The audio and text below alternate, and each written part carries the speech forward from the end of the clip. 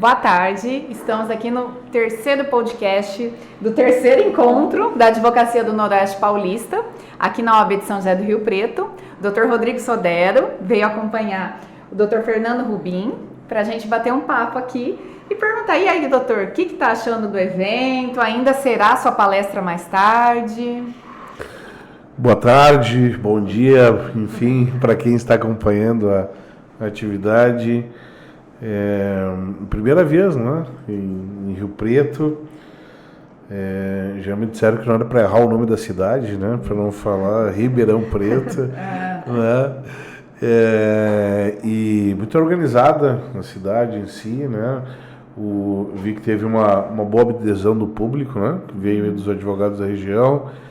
E sempre uma oportunidade, né, da gente estar circulando, especialmente eu que venho de Porto Alegre, né, que a gente de alguma maneira fica um pouco mais deslocado de alguns debates que acontecem mais ao centro do país, né, e sempre bom a gente tá circulando, a gente está conversando, né, reencontrando amigos aí que nem o Sodero, e eu acho que esses eventos regionais, eles são importantes, né, porque eu sou um dos que sempre acreditou que as atividades online elas não iriam substituir, né, as atividades presenciais e o contato, principalmente dos professores, assim, de quem ministra essas disciplinas mais teóricas, né, de ter um contato com o público, especialmente para a advocacia, que é um trabalho que eu sempre fiz, né. Para quem não me conhece, minha formação é de processo civil e uma das primeiras atividades que eu fiz no início já no mestrado, né, isso estou falando de 2006, era circular as OABs do interior do Rio Grande do Sul para levar conhecimento processual para os advogados. Então, no Rio Grande do Sul, tenho certeza que entre os top 10 assim, de professores que circularam o interior, parceria com a Escola Superior da Advocacia, a ESA, né, do Rio Grande do Sul, eu fui um dos que mais fiz essa atividade. Então, eu acredito muito assim, na atividade da OAB, de incentivar que os colegas tenham conhecimento técnico, acompanhamento, atualização técnica, né? Especialmente na área que eu sou mais afeito, que é na área processual. Vi que o Congresso aí tem uma puxada muito forte de direito material, né? Mas a gente sempre procura trazer a nossa colaboração de processo e acredito que, na verdade, essa sincronia aí entre questões de direito material e processual são fundamentais para eventos como esse que está acontecendo hoje. E falando, quando foi colocado o folder, né, do evento nos grupos aqui que a gente tem um grupo de previdenciaristas com mais de 300 advogados previdenciaristas de São José do Rio Preto e região, e o seu nome foi, assim, todo mundo, não acredito que ele vem, porque nunca veio, né, então, assim, o pessoal ficou muito, né, adoraram a ideia e com certeza tem muita gente aqui que veio para vê-lo, para ter, né, esse contato pessoal, né. Eu fico feliz, porque a gente estava comentando hoje até de meio-dia ali no almoço, né, que quando a gente vem fazer qualquer atividade, né, fora de casa, a gente vem, na verdade, com uma condição muito tranquila daquilo que a gente pode colaborar pelo todo o cabedal que a gente acumulou, pelo menos aí nas últimas 2 décadas, né, de atividade, de pesquisa, de trabalho, né. Esse ano eu acabei de encerrar agora o meu pós-doc em processo previdenciário, né. Então, tenho certeza que no Brasil aí são muito poucos na área, né, que vão ter mestrado, doutorado e em processo e um pós-doc na área já social, né, Sim. Que é o que eu procurei desenvolver. Então, esse é um espaço que a gente lutou muito para conquistar e para desenvolver, né? Então a gente fica feliz com o reconhecimento, porque sabe que que foi fruto aí de muito esforço, né? Mas também acho que é muito importante sempre a gente manter os pés no chão, porque a advocacia previdenciária é uma advocacia muito difícil na prática, as questões processuais elas são muito difíceis e a gente já viu diversas vezes, não só dela, que nas primeiras oportunidades que a gente, de alguma maneira, a gente trata com alguma ironia ou superioridade, alguma questão processual, a gente está muito próximo de cometer um equívoco, de cometer um erro. Então eu acho que os pés no chão e de quem construiu alguma coisa, né, é fundamental para que a gente não para que a gente continue influenciando positivamente na rua, né? Porque é muito fácil a gente errar. E uma questão que me parece bastante interessante de quem está na prática, de quem está no front, né, como eu costumo dizer, é que a gente não tem o advogado previdenciarista em si, eu não vejo ele no processo previdenciário hoje, de alguma maneira respaldado pelos outros sujeitos do processo, né? Eu não vejo o INSS interessado em participar proativamente para resolver o processo. Eu não vejo o Poder Judiciário como um todo diretamente assim respaldando eventual atividade, né? Então assim eu vejo que o advogado ele não pode errar, né? Ele não pode errar por duas coisas: por uma, que ele pode perder o processo para o cliente, e segundo, que ele pode ainda tomar uma responsabilização muitas vezes injusta por parte do cliente, seja na OAB, seja muitas vezes judicial, né? Então uma das questões que a gente procura debater no processo judicial é que nas linhas do CPC ele deveria, né, os sujeitos do processo eles deveriam repensar as relações, né? Porque não deveria ser um modelo tão adversarial, não? O processo judicial deveria ser um processo realmente com base mais em boa-fé, em colaboração, em que os atores do processo, aí, o procurador do INSS e o Poder Judiciário tivessem mais articulados. Só deram agora eu fiz contato com o Procurador-Geral da AGU do Sul, que está aí no Paraná, porque na vara de Porto Alegre eu não consegui o telefone do procurador do INSS, da vara central, de uma vara dessa de trabalho em Porto Alegre, em que é uma vara que pega todo o Rio Grande do Sul, e tinha uma situação bem dramática lá de uma implementação absurda de uma renda mensal de uma aposentadoria por invalidez, em que o INSS errou. Na verdade não é o INSS, é a SEAB, né, que faz direta, o centro de acompanhamento, sim, né, errou, e eu precisaria do telefone do procurador para fazer um contato, tentar alguma medida, né? E a vara, inclusive a assessoria do juízo, disse: não, a gente não tem telefone dos procuradores, né? E bom, aí eu fiz alguns contatos também por meio da docência e encontrei um contato de um procurador que pudesse pelo menos mandar um e-mail para informar do problema em si. Porque se é um processo de colaboração de boa-fé, como era a iniciativa privada, a primeira coisa que tem é o contato do advogado da parte contrária. Exatamente.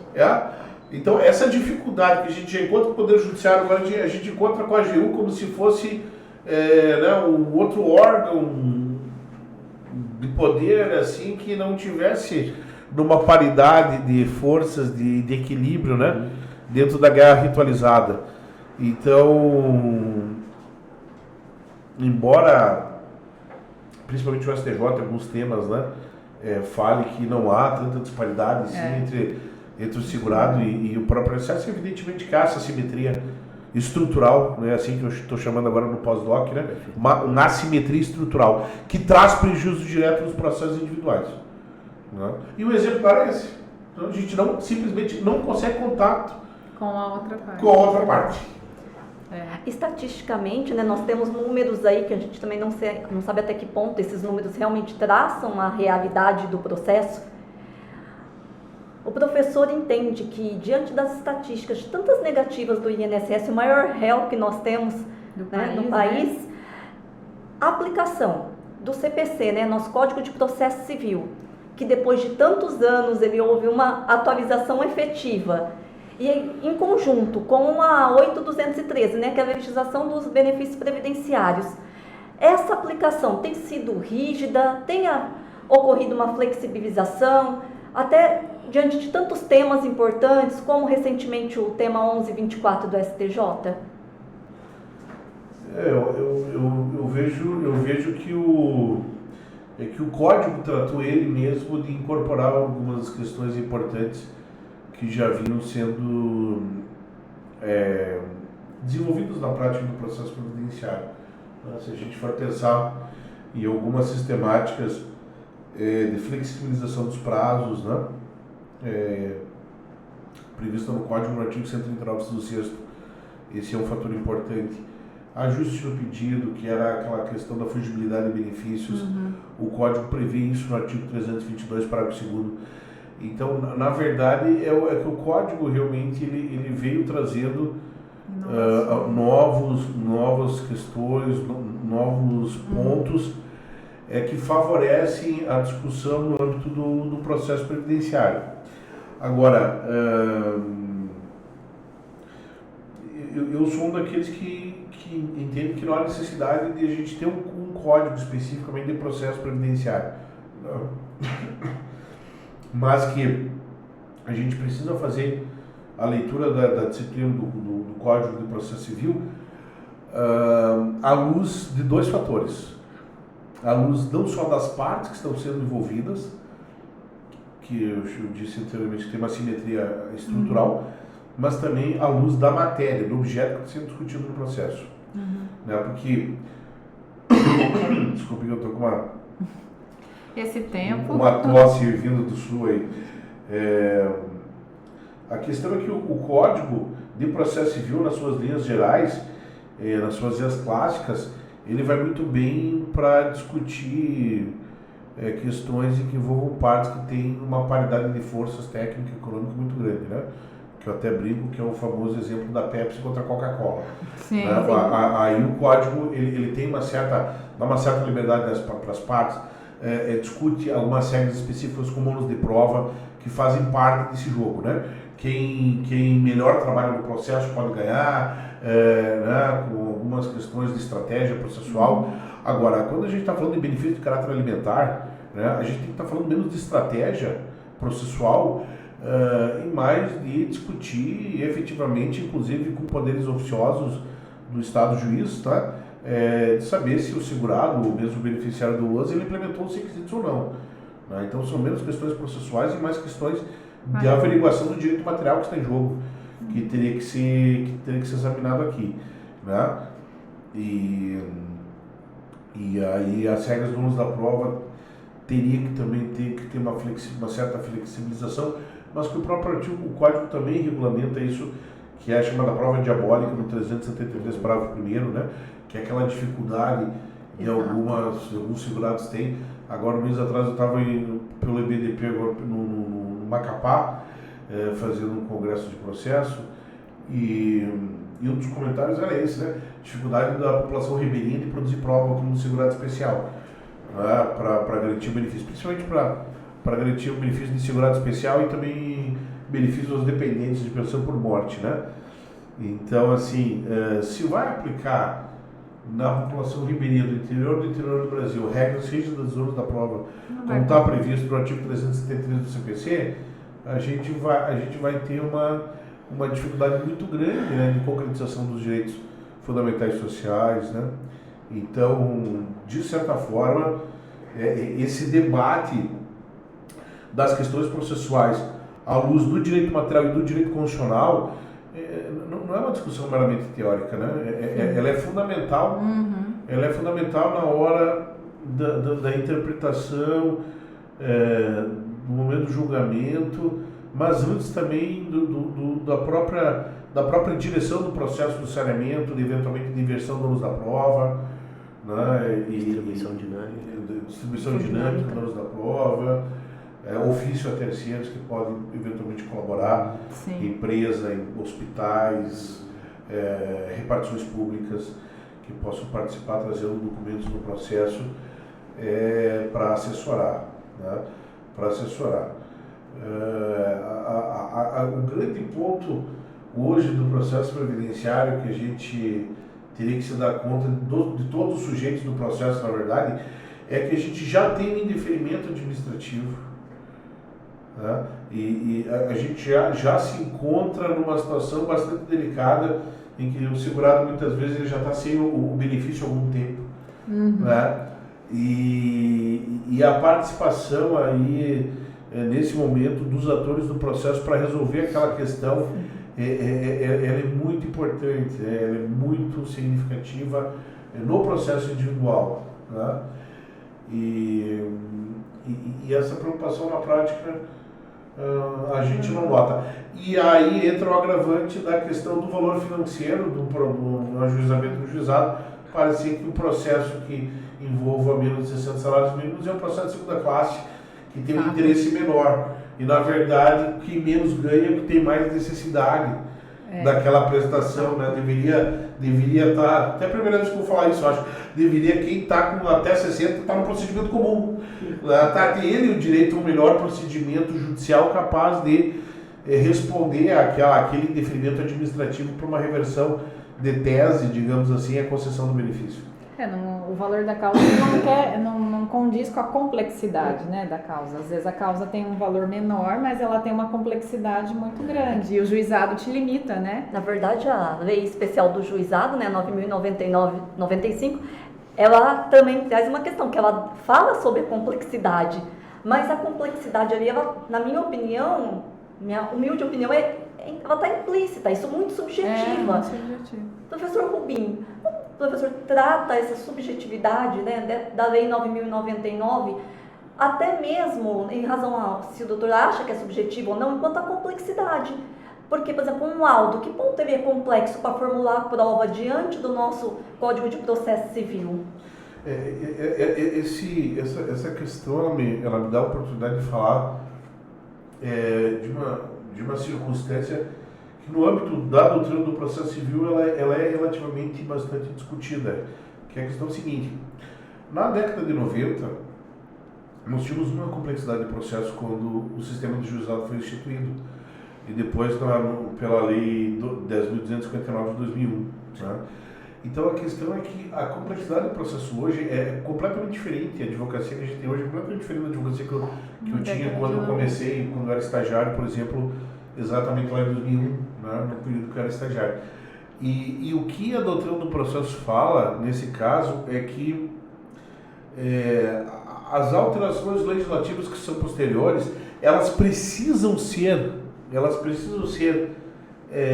absorvidas pelo sistema, né, como é o novo CPC. Ela precisa ser absorvida justamente para compensar esse déficit no tempo em que a lei anterior foi colocada. Olha que interessante isso, né? Porque o novo CPC é de 2015. Então, quando ele trabalha algumas questões assim que poderiam ser usadas, que teve discussão, vocês vão lembrar, até se era em dias úteis, né, o sistema de juizado. Então, em outras tantas discussões. Mas o cenário que a doutrina vem colocando é justamente esse aqui: a gente teria que incentivar a recepção do sistema de juizado, já que não vai ser alterado, pelas legislações posteriores, em função dessa compensação que essas legislações fazem em função da mudança social, mudanças jurídicas, né, que acontecem. E a gente vê muito claramente ali o Código de 2015 aproximando o sistema processual da Constituição Federal, né, dos princípios do contraditório prévio, do princípio da não surpresa, da fundamentação da eficiência, da boa-fé, da colaboração, da primazia do mérito, da autocomposição, só para falar dos 5, 6 que estão dentro dos artigos 1º e 11. Né? Então, essa estrutura, ela precisa participar daquela legislação de 1995, ali, que foi o questionamento para fins de aplicação. A gente não tem como aplicar aquela legislação do lado de trás sem essa incorporação, né? Sou pena da gente fazer letra morta da própria disciplina constitucional, que passou a ser absorvida em 88 ali, e foi pouco absorvido no primeiro momento na década de 90 e foi mais absorvido depois pelas legislações posteriores, né? Então hoje, se a gente for pensar, a gente vê um sistema do juizado que precisa ser reconstruído, digamos assim, né? Mas me parece que a legislação que a gente tem hoje em vigor é capaz dessa legislação, ela sendo aplicada, né, ela ser capaz de produzir esses efeitos positivos no sistema do juizado, que tem muitos equívocos ali, né? Não dá para negar. Um sistema que não tem ação rescisória, um sistema que desprestigia recurso adesivo, um sistema que não trata de matéria processual em recursos excepcionais como o ATNU, né? Perícias, né? A perícia, a própria questão do ajuizamento, sem um acompanhamento técnico, sem um advogado. Diante da situação em que vivemos, né? Diante das partes estarem, pelo menos, né, vamos lá, teoricamente dentro do contexto que o professor falou, né, não são iguais as partes, né? Quando a gente litiga com o INSS, a pessoa vem lá e faz a própria declaração e é reduzida a um termo no juizado para depois oportunizar somente em sede de recurso, quando já foi passada a fase saneatória, a fase instrutória do processo civil. Eu acho que isso realmente é um prejuízo para a população, para a sociedade. Isso se ela em tempo perceber que ela precisa de um advogado para recorrer, se ela entender, conseguir compreender que de fato o prazo para recurso está aberto, né?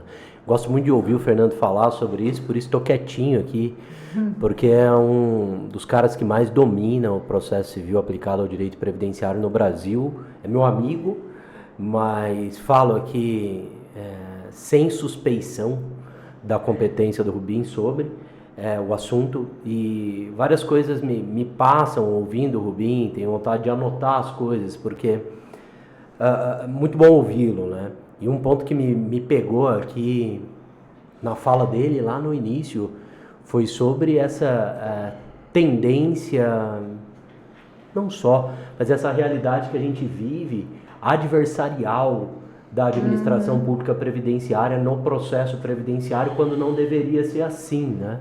Porque no fim a administração só existe para atender a gente, as pessoas, né? E ali muitas vezes no processo judicial nós vemos, por exemplo, a administração defendendo um posicionamento no processo judicial, repito, que é mais restritivo do que aquele que ela própria defende no processo administrativo, do que a sua normatização interna.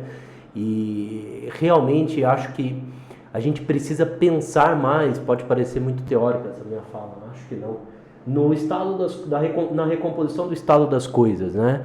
Até que ponto, a partir do momento que a discussão a discussão no processo, a discussão previdenciária passa para o judiciário, né?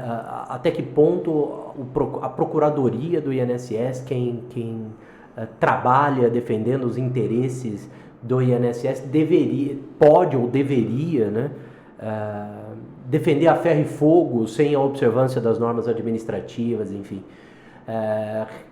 Realmente é uma questão estrutural, como você colocou, é uma questão estrutural. A gente tem algumas questões, né? Por exemplo, a questão da instrução concentrada, né? Que a gente grava o depoimento das partes e junto ao processo o INSS assiste, né? E concordando, né? Vai dar a proposta de acordo ou vai dar a sentença, né? Então a gente tem alguns mecanismos novos que estão sendo colocados nos juizados por meio de acordo, né? Porque foi um acordo, começou aqui no estado de São Paulo, né? Entre o Tribunal Regional Federal da Terceira Região e a Procuradoria. A OAB e a Procuradoria. Nós fomos colocados um pouquinho de fora, né? Porque chegou meio tudo pronto para nós. Eu sei porque eu estou na comissão estadual e aqui na comissão e as coisas chegaram. Mas a gente tem a instrução concentrada nos rurais, né? A pensão por morte, e é uma tendência, né? Porque o INSS não vai mais nas audiências, né? Ele não participa mais. Tem uma inversão, né? Porque primeiro ele conhece a produção da prova. Depois, na instrução concentrada, o INSS já viu a prova produzida. Depois há uma contestação, né? Ou uma proposta de acordo ou uma contestação. Professor Rubim, diante do nosso CPC, como fica essa inversão? Já que, por exemplo, nós não temos a possibilidade mais de uma prova exclusivamente testemunhal. No caso de um rural, de uma população ribeirinha, muitas vezes até de um LOAS, né? Independente aí de quem necessita desse amparo previdenciário, já que nós não temos essa possibilidade e, na verdade, quando nós pensamos no âmbito que a doutora Luciana comentou da instrução concentrada, nós estamos tendo uma inversão? Sim, tem um início de prova material? Tem. Mas por que o CPC, né, o doutor tão estudioso e tenho certeza, assim, domínio que o doutor tem dessa matéria, o CPC poderia, nesse ponto, ter alguma coisa que o advogado previdenciarista, que só tem a constituição de uma prova testemunhal, pudesse fazer nesse sentido, na aplicação do CPC num processo judicial? Assim, só que me faltava agora botar a culpa no código do processo. Jamais. Não me bota a culpa na nossa Bíblia. Não. Salve a nossa Bíblia. A intenção é saber 10 anos. A intenção é saber se tem uma saída, alguma coisa que o advogado poderia trabalhar. Eu estou brincando, porque o código em si é um código. Ele é um código muito contemporâneo, assim, a sua realidade. De quem estuda também o processo civil europeu, assim, né, estruturas, assim, a gente vê que ele tem algumas características do processo civil português, como essa a possibilidade da inversão da ordem de provas, né, ele tem algumas características do processo civil francês, que é primeira vez a possibilidade que cabe também no processo previdenciário da gente medir a tutela provisória por si só, né, se a necessidade de um processo inteiro, né, que é a tutela antecedente, né, ele tem ainda a sua estrutura muito estabelecida no sistema italiano de processo e depois no sistema alemão, então assim, guardadas as particularidades do sistema brasileiro, né? Então essa instrução concentrada, na verdade, ele tem a sua premissa naquelas questões envolvendo o negócio jurídico processual, acordo de procedimento lá dos artigos 190 e 191. O que é importante que se diga é que essa inversão da ordem ela não suspende os poderes instrutórios do juiz, né? Eu acho que esse é um ponto de toque importante que na verdade o judiciário quer que o advogado com a parte autora traga as provas e que isso seja suficiente para julgar o processo. Que muitas vezes há necessidade de um aprofundamento quando há poucos elementos e tal, em função de diversas dificuldades probatórias que a parte tem. Então me parece que a complexidade do processo previdenciário exige a figura do advogado, né? Essa questão que vocês comentaram de não ter um advogado, até desde a via administrativa a gente vai trabalhar com a ideia do procurador estar presente em todas as etapas. A gente precisa hoje concentrar muito a prova na questão do processo administrativo pelo tema dos 24 e a gente precisa desde já ter um procurador, uma procuradora que tenha um conhecimento importante do processo para saber se aquela prova que já consta ali é suficiente para obtenção do direito material ou se vai ser necessário essa questão de requerer uma inversão do uso da prova, uma característica de prova diabólica, uma dificuldade que tem, né, de não ter início de prova material, agora o início de prova contemporânea, né, que vem sendo cobrado lá da leitura do artigo 55, parágrafo 3º da Lei do Benefício. Então tem algumas particularidades, mas eu acho que o Código de Processo Civil em si, ele responde muito, porque a ideia do Código de 2015 comparado com a ideia do Código de 73, uma ideia conceitual, de que o Código tem que se adaptar ao processo individual, e não o processo individual tem que se adaptar ao Código, como eu, por exemplo, aprendi a estudar o Código na década de 90, o Código anterior, né? Porque era uma época cientificista que se acreditava que todas as respostas estavam dentro do código. Sim. Né? Então a gente aprendeu assim, como é que a gente não faz uma inicial que se adapte àquela perfeição do Código Buzaide de 73? Era essa a ideia que a gente tinha e por isso tantas extinções anômalas, digamos assim, que se sucediam no processo anterior. O novo sistema, ele altera essa ordem, então ele joga muito com a sistemática da parte de trabalhar as particularidades. Então, essa é o tripé. A responsabilidade da parte de fazer a prova desde o início. os poderes instrutórios do juiz, tá? É um segundo ponto. E eu fecharia o terceiro ponto do processo previdenciário com a sensibilidade dos sujeitos, quando a instrução está encerrada, de identificar que em zonas grises, em zonas cinzentas, em que o entendimento do juiz é de não concessão do benefício, né, distinguir sem julgamento de mérito, como tema 629, à luz lá do 485, inciso 4º, né, que é falta dos elementos constituintes do válido e irregular do processo, para que dê a oportunidade do advogado ou de outra banca de advogado, porque isso na prática acontece, né? Exato. O cliente que circula, o cliente que vai para o escritório, Sim. doutora, aconteceu isso lá, e tá, mas tu já tem um trânsito, já fez coisa julgada, não, peraí, foi uma extinção sem julgamento de mérito que me permita que, através de busca de novas provas, de novas soluções aconteçam. Tem um artigo de provas, estava falando essa semana para os nossos alunos do time de elite, que me perguntaram qual que é o principal artigo de provas do código. Né? O código é muito lindo na parte de provas, tem muita coisa boa lá, mas o artigo que eu mencionei, que é o 435 do CPC, ele é um artigo realmente muito, muito bem construído, porque é um artigo que autoriza a parte a juntar, depois do processo andando, Suadério, 3 tipos de prova. O 435, na ordem, no caput, ele fala de fatos previdentes, que desenvolveu a ideia da reafirmação da DER, né? Sim. Que eu não tinha na inicial aquelas informações de contribuições supervenientes e são documentos novos, então por juntar no processo. Poxa, isso no processo previdenciário faz uma diferença enorme. Sim. Depois ele fala em documentos novos, que eu chamo de documentos novos de fatos velhos, né? Ou seja, são documentos que corroboram as alegações que eu venho trazendo desde o inicial. Por exemplo, documentos que eu faço muito nos processos acidentários, né? Documentos médicos atualizados do estado clínico, né? Da invalidez parcial, da invalidez total, da deficiência, etc.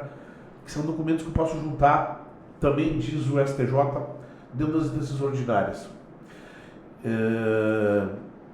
E ainda tem a última parte do parágrafo único do 435, vai falar de documentos velhos, mas que eu tive acesso agora. Sim. Né? Então, na verdade, aqui é uma prova nova de um fato velho por meio de um documento velho. Né? Ou seja, esse documento já existia, mas eu não tinha acesso a ele. Então, daqui a pouco, e é desse aqui que eu estou me lembrando, o último que eu estou me lembrando quando eu estou falando da extinção pelo tema 629.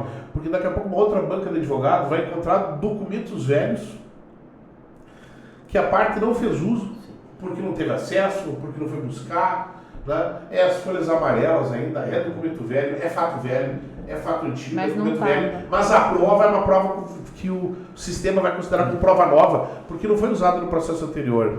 Né? Então, fechar a porta por meio da formação de uma coisa julgada, por meio de uma sentença definitiva, por meio da extinção pelo 487, inciso 1, que é uma extinção clássica de processo civil, que seria uma extinção do processo Pepsi contra a Coca-Cola, repito, eu teria que trocar o 4871 do processo civil clássico pelo 4854 no processo previdenciário, abrindo essa oportunidade da parte. Não estou dizendo que o juiz está dizendo que ela tem o direito ao benefício, mas o juiz tem que autorizar que o benefício de caráter alimentar ele possa ser ulteriormente perquirido se uma das três provas novas do 435 se apresentarem depois, por fatos prevenientes, ou por um documento novo que venha trazer realmente uma situação diferenciada, ou mesmo por um documento velho que a parte, o advogado ou a advogada não tinha ciência naquele processo originário que poderia ter alguma repercussão. Né?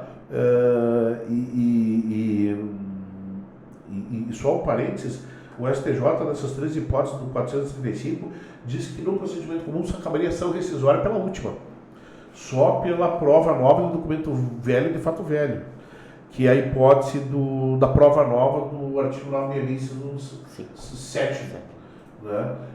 Que é a hipótese da ação rescisória. Então, assim, é muito complicado trabalhar com ação rescisória, com coisa julgada. Então, é muito importante que o advogado tenha os movimentos instrutórios, que o juiz também possa se valer dos movimentos instrutórios, mas a hora do julgamento possa haver alguma flexibilização nisso, né? Atenta à realidade do processo previdenciário. Sim, não é Coca-Cola versus Pepsi. Muito interessante a aplicação aqui, né? A leitura que o Rubim faz, que eu concordo completamente, do direito material sendo considerado pelo processo civil no momento do julgamento, né? Porque no fim a gente está dizendo o seguinte: olha, aqui há um direito humano, um direito fundamental, e o processo não pode matar esse direito humano, esse direito fundamental, julgada, né? No caso de insuficiência de prova ou falta de prova no momento do julgamento. Agora, é fato também, né, Rubim, que cabe ao advogado fazer essa leitura no momento do seu processo, no devido momento processual, e adotar os movimentos, né, e fazer os movimentos corretos. Por exemplo, a oposição de embargo de declaração, porque o juiz não observou ali em primeiro grau, em segundo grau, enfim, não observou na decisão a aplicação do tema 629, ou um pedido subsidiário num recurso dizendo, estou recorrendo aqui, e caso não seja provido meu recurso no mérito, que subsidiariamente se acolhe o pedido de julgamento sem apreciação de mérito, para não deixar fazer a coisa julgada, né? E dentro da provocação que você fez antes, Kelly, a gente tem um problema no direito previdenciário desse endurecimento da prova pela lei de benefícios, né, que o Fernando mencionou. O 55, parágrafo 3º da lei de benefícios, quando trata da prova do tempo de contribuição, o 16, parágrafo 5º, quando trata da prova da união estável para fins previdenciários. Então, são situações de endurecimento dessa prova, né? E situações também que devem nos saltar aos olhos para a aplicação do tema 629. No sistema de precedentes, é verdade que o juiz deveria observar, né? O 927 do CPC diz que os juízes e tribunais observarão, há um caráter mandamental ali, mas o advogado é essencial para que isso, na prática, para que isso seja observado muitas vezes, né, Fernando? Não, sem dúvida. Sem dúvida, essa participação das partes ela é muito relevante, e eu até brinco em algumas atividades que quando eu entrei no escritório hoje, que eu sou sócio, com mais 14 colegas em Porto Alegre, e com todas as dificuldades que é ter, né, 14 sócios dentro de uma estrutura, mas eu comecei como estagiário e eu achava engraçado, Sodero, que os prazos que eu fazia, assim, além de fazer pauta na rua naquela época, né, os processos físicos, cagar processo, porta-mala cheio de Vamos pular. Vamos pular essa parte, né? Não, mas eu achava tão bonito levar os processos sexta-feira e ir embora para casa e voltar só segunda-feira, ir no mercado, os processos tudo lá. Aquele medo já aconteceu. Se alguém rouba esse caso, processo todos eles. Capinhas de cores diferentes, né, para os tipos processuais. Aquelas pilhas, aquelas fardantes, aquelas fitas, aquelas partes que descolavam. Quando tiravam um documento para olhar, aquilo abria porque já não estava perfurado corretamente. Não, e aí tu via que tinha umas páginas que não tinham sido certificado o número das páginas. Você não sabia onde voltar. Não conseguindo voltar, mas não sei, parece um Frankenstein e tal. E a gente tinha um amor por aquilo lá. Jogava no balcão e ia embora, né? Mas na verdade a gente brinca, mas a gente tinha um respeito, a gente tinha um amor por aquele processo físico lá que, enfim, né, que fez parte da vida de todos nós. Mas eu nem sei. Estava dizendo da banca, dos advogados, da época do processo físico. A gente voltou no processo físico. A minha provocação anterior era do advogado. E que eu achava estranho, que faziam todos esses trabalhos e chegavam no escritório e eles diziam assim, agora vai começar a fazer prazos. Que legal. E os prazos que me passavam eram geralmente memoriais. Né? Porque, evidentemente, que ainda na época do Código 73, se tinha uma cultura de fazer razões finais remissivas, de não levar a sério os memoriais. Memoriais finais. E hoje, por exemplo, no escritório, nesse momento que eu não faço nenhum prazo, mas eu reviso, né, quase todos os prazos da minha área, os memoriais eles são um prazo decisivo, porque é um momento o quê? É um momento de recapitular as teses que foram colocadas, as provas que foram colocadas e direcionar pedido. Né? Porque o que eu venho dizendo no processo previdenciário hoje é que importa pouco a linha de partida, mas importa muito a linha de chegada. Porque daqui a pouco aquilo que tu pediu no inicial não se adapta mais à realidade segurada naquele momento. Tem diversas circunstâncias, entre elas até o 1018, eu não sei se ele requeriu um novo benefício, eu não sei que circunstâncias acontecem, se aquele benefício ainda que daqui a pouco é uma aposentadoria especial para ele é válido ou não, se ele tem interesse de continuar aposentado, se ele quer continuar na empresa. Então, o contato com o cliente e a realidade, o tempo de julgar, importa muito mais do que a realidade do tempo do protocolo da petição inicial. Né? Então, nos memoriais é o momento da gente, daqui a pouco, amarrar ali lá, trocar o pneu com o carro andando, propor um encaminhamento para o juízo e apertar para ser cobrada a prestação de jurisdição de algo que possa não vir na frente, que é a próxima decisão de mérito. Olha, eu avisei lá no evento 50, que tinha uma prova emprestada, que o meu pleito não era mais da aposentadoria especial, mas era do tempo de contribuição. Então ficou de ser examinado o pedido, uma prova não foi examinada. Questões dos embargos de declaração de omissão por prestação de jurisdição, né?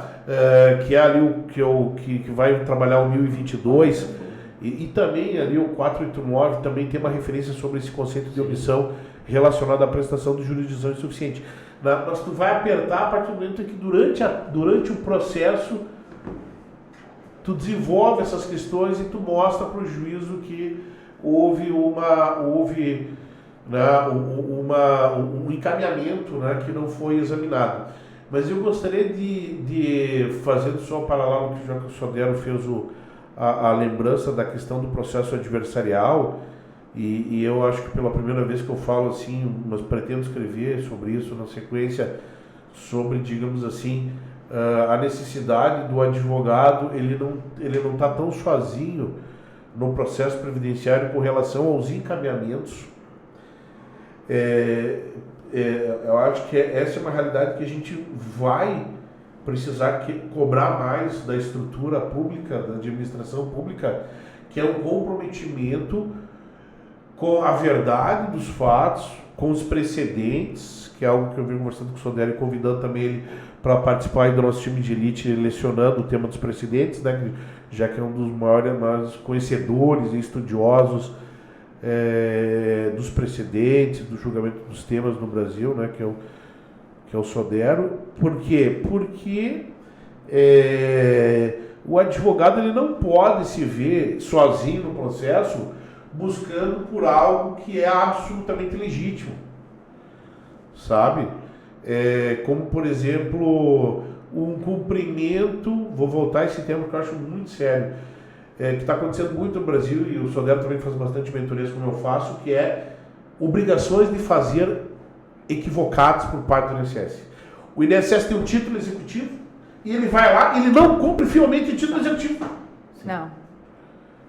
Ele não cumpre a obrigação de fazer. Ele não implanta? Ele não... Quando implanta mal. Errado. No momento que é decisivo para o segurado. Então aí eu estava falando com uma assessora da juíza, falando o seguinte, esse momento aqui, mas que momento é esse, doutor Rubinho? Para mim, esse momento é pré-executivo. Para mim, eu ainda não entrei com execução. Eu estou no momento pré-executivo, de execução invertida, que eu estou chamando a colaboração de todo mundo para cumprir a obrigação de fazer. Sim. Mas isso está no código? Não, mas é que a execução invertida já não está no código. Sim. A execução invertida já é algo que o INSS vem chamando de colaboração para cumprir. Então é o seguinte, todos têm que ser chamados ali, antes de uma eventual execução propriamente dita, para cumprir o título executivo. Uhum. Afinal, ele vai acabar delineando os nossos cálculos, a obrigação de pagar, a obrigação de fazer precisa estar bem cumprida. E a Kelly colocou um ponto, é verdade também, né, que salta aos nossos olhos. que é muitas vezes o não cumprimento, né? A demora no cumprimento, etc. Aqui a gente está com altos problemas. Mas esse aspecto que o Rubim traz, ele é perfeito, porque muitas vezes uma RMI que não condiz com a realidade, e isso vai estruturar todo o cálculo, né? Toda a obrigação de pagar, é perfeito. E no fim, acho que tudo que a gente está falando aqui, e gostei muito da terminologia, inclusive, né? Que o processo não é adversarial nesse aspecto, é que a administração não é inimiga, né? Isso que a gente está dizendo, é que a administração não é inimiga da parte. A administração devia ter feito corretamente antes, o processo judicial só está acontecendo porque a administração não atendeu bem o seu destinatário, né? Porque sem a pessoa não existe porquê a administração está ali. Eu gosto muito de um voto do ministro Napoleão, já que falamos de precedentes, e aí a gente gosta muito do assunto, né? No tema repetitivo 627, muito legal o STJ ali dizendo o seguinte, um voto do ministro Napoleão, depois pesquisem. A discussão ali é sobre segurado especial, direito ao auxílio-acidente, se ele teria que contribuir facultativamente ou não para receber o auxílio-acidente em determinada época. Em resumo, tá? Para a gente não entrar muito no direito material. O segurado especial teria que contribuir ou não para receber o auxílio-acidente naquela época. E uma normatização administrativa, havia uma normatização administrativa já lá atrás, quando o tema foi julgado pelo STJ, que dizia que o INSS não cobraria, não exigiria essa contribuição para fins de reconhecimento do direito do segurado especial ao auxílio-acidente. E aí o ministro Napoleão fala, olha, em resumo, não sei o que a gente está discutindo aqui no tema 627, porque o próprio INSS admite administrativamente, então a pessoa é obrigada a procurar o judiciário para ter uma resposta ao seu direito, embora administrativamente haja uma previsão não aplicada ali, e nós não podemos tratar de forma antisonômica, ou seja, o judiciário ser mais rígido do que o próprio INSS no caso. E acho que vai muito na linha do que a gente está discutindo aqui, é um baita papo, muito bom. Só para finalizar, que acho que nosso tempo está esgotando, infelizmente, eu tive um processo, um dos meus primeiros processos, em 2007, 2008, e esse processo tem a obrigação de fazer e a obrigação de pagar. E exatamente o segurado, ele se aposentou imagina, recentemente isso, né? Anos e anos depois, e ele havia se aposentado já e não me comunicou, como isso acontece muito no nosso segmento, e aí eu tinha que solicitar a obrigação de fazer para que depois ocorresse a obrigação de pagar, porque eu não tinha nem como calcular uma renda mensal inicial, porque eu não conseguia a senha de acesso ao meu INSS para o extrato de pagamento. Não tinha como resolver isso. E eu pedi a obrigação de fazer, eu tive que fazer 3 vezes para que pudesse ser compreendido a própria decisão do judiciário, para que encaminhasse um ofício ao INSS, para que viesse um extrato para eu poder conferir, para depois iniciar a obrigação de pagar e a execução, e aí chamado que era mais vantajoso, né, para ele, né, para esse cliente. Então fica aí uma reflexão para todos os previdenciaristas, para quem quer atuar no direito previdenciário, o quão é importante também, diante do que o professor Rubinho falou, o professor Sodero também enfatizou, a questão das partes, né? Quem é o sujeito para esse processo, para esse processo em si, na relevância também do que vai ser o sustento da vida dele. Desculpa, mas o código traz a solução, né? Esse é um ponto que o Rubinho ressaltou aqui em várias oportunidades. Né? O código traz a solução, a cooperação, a colaboração entre as partes, mas sem a atuação firme da advocacia, embora seja um código que completou 10 anos agora, né? Ele é um menino. 10 anos. Jovem. Para que de fato ele seja aplicado, né, todas essas suas nuances que o Fernando traz aqui, o direito material passa à frente, o código precisa se adaptar para que o direito material realmente seja resguardado, a tutela jurisdicional efetiva, de verdade, né, no sentido da efetivação do direito material. Se a advocacia não fizer a parte dela não vai, né? Conversávamos no almoço, alguém até disse, né? Conversando com o magistrado dias atrás, o magistrado disse, olha, vocês que trazem as teses para a gente debater, né? E a advocacia precisa ser ativa nesse aspecto. Então, é bom porque aqui estamos falando para advogados, são advogados falando para outros advogados, do importante papel da advocacia para provocar, né? Olha o que o Fernando fez. Entrou em contato com o procurador, primeiro com a vara, e aí a indignação do nosso amigo, que é pós-doutor em processo civil, falou, meu Deus, mas que falta de colaboração é essa que eu não consigo o telefone do meu colega advogado para conversar com ele sobre o cumprimento, né? Se fosse a Coca-Cola e a Pepsi, os advogados conversariam. Inacessibilidade total, né? Inacessível. Mas a solução está no código, isso que eu gostaria de ressaltar, né? E o meu grande mestre, né, que eu digo que é o verdadeiro mago, que é o professor Carlos Alberto Alvaro de Oliveira, que me conduziu especialmente no mestrado, né? Ele sempre dizia que é muito bom no processo, a melhor coisa que pode acontecer para o advogado é ter um bom advogado do outro lado. Sim. Porque ele vai entender até onde ele pode ir. Se tu trabalhar de forma leal e ética, ele também vai trabalhar de forma leal e ética. Ele vai entender o que tu está colocando. Então, na verdade, quando eu tentei fazer o contato com a Ju, era isso, né? Olha, você sabe o meu posicionamento, né? Eu estou dizendo que tem uma situação que tem que ser cumprida. Eu não estou dizendo que tem que ter, vai ter que ser examinado, não é uma questão subjetiva. Estou levantando um equívoco. Então, algumas vezes, em nome da colaboração, acho que é importante o advogado, como daqui a pouco o INSS pode chegar e dizer, olha, teve um erro material no seu cálculo, doutor, o senhor não sei se o senhor viu. Por que não pode mandar um e-mail?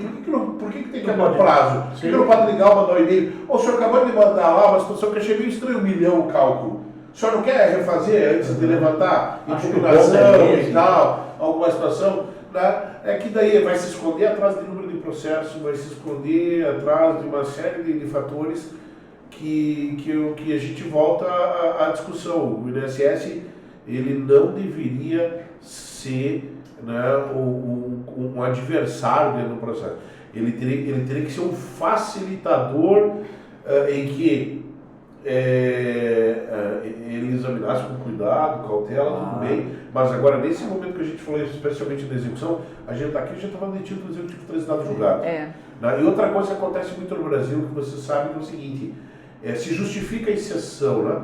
A exceção é trabalhada como regra. Mas tem muito advogado previdenciarista que tem petições abusivas, que busca na petição inicial algo indevido, não sei o que lá. Bom, mas então se defende a respeito disso. Agora trata a exceção como exceção. Como nos benefícios por incapacidade, que é a fraude, aí o judiciário fala de fraude.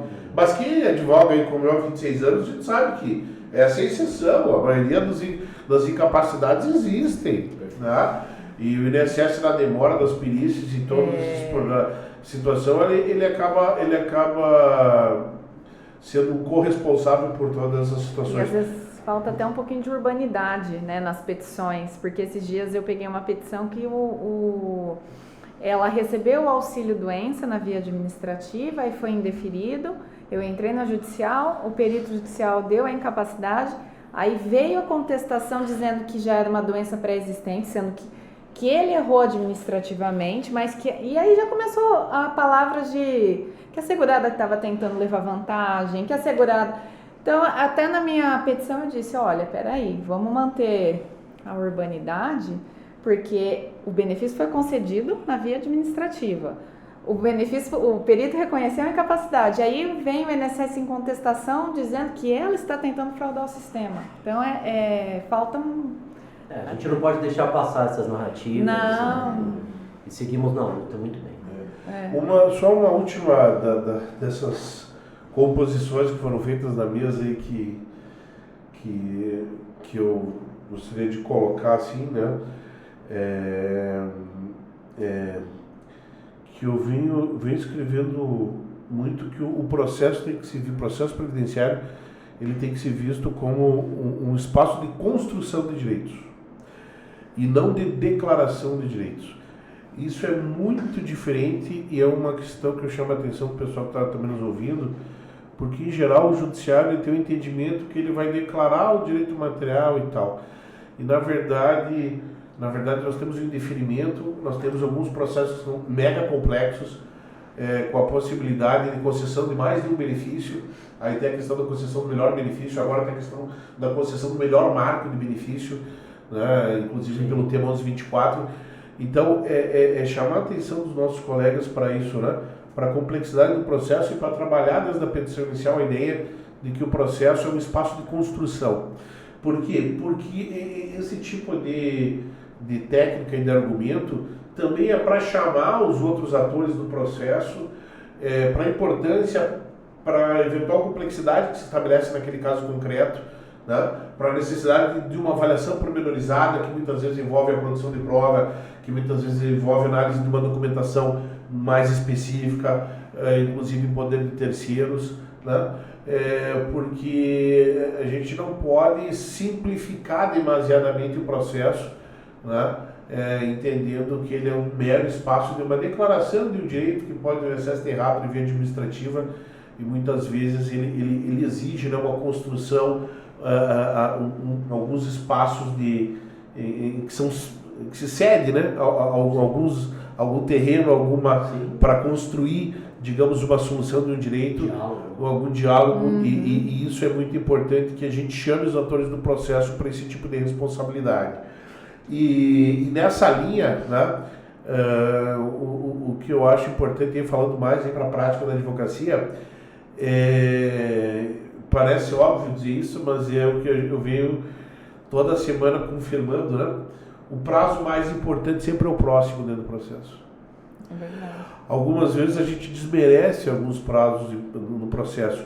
E é muito importante que o advogado hoje, num espaço de construção, como a gente colocou, ele não deixe de se manifestar, né? Então que ele tenha alguns controles internos de controle de prazo e de condução. É algo que no time de elite a gente trabalha muito, que é a ideia do peticionamento sem prazo, que é o ato extemporâneo, né? Do se antecipar, que é o que é previsto no artigo 218, parágrafo 4º. Então, que é uma estratégia da advocacia, né? Se antecipar. Então, professor, muitas vezes pergunta assim, professor, bem, qual que é o grande prazo do processo penitenciário? É o próximo. É o próximo, né? É aquela guerra na trincheira em que cada manifestação é importante para a construção do resultado final. E que não dá para deixar vácuo pela preclusão, por todas as omissões que podem causar prejuízo. A construção, né, dos atos processuais, né, o elo da construção dos atos processuais pode determinar uma solução final de mérito mais favorável ao segurado. Bom, agradecer, professor, né? Daqui a pouco tem que começar essa palestra lá. Foi ótimo, né? Uma verdadeira aula nós estamos tendo aqui, né, Kelly? Doutora, nós estamos sendo privilegiadas hoje. Sim. Quando o doutor João nos passou esse encargo de fazer os podcasts. Doutor Rubim, muito obrigada por vir até São José do Rio Preto, né, tão longe, e nos trazer tanto conhecimento.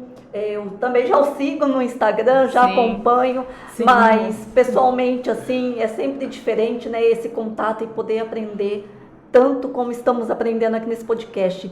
Dr. Rodrigo Sodero, mais uma vez, obrigada por participar, por colaborar também, é sempre uma aula, né? E é um prazer, né? Nossa, foi assim, uma dupla dinâmica dentro do podcast do terceiro encontro, né? Sem nós estarmos tendo essa previsão de fazer a dupla, mas muito obrigada novamente por se disponibilizarem e, né, claro, além do tempo, o conhecimento que é tão imprescindível para essa advocacia que carece todo dia de aprender algo novo. A gente que agradece. A gente que agradece. Até a próxima oportunidade. Daqui a pouco estamos no auditório. No auditório aí, levando o processo para a gurizada aí.